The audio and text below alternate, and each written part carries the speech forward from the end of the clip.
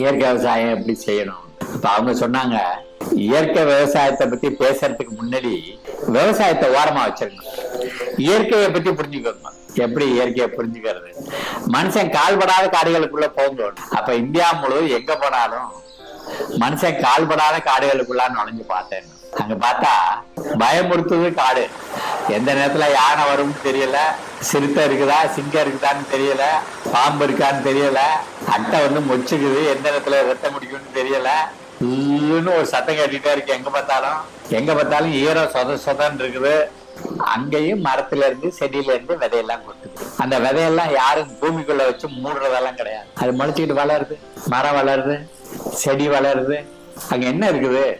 அங்க தெரியற விலங்குகள் எல்லாம் சாணி முத்திரம் போடுது. எல்லாமா சேர்ந்துதான் செடி வளர்ச்சிக்கு வேணுங்கிற எல்லாத்தையும் அங்க வந்துகிட்டே இருக்கு. இதுதான் இயற்கை.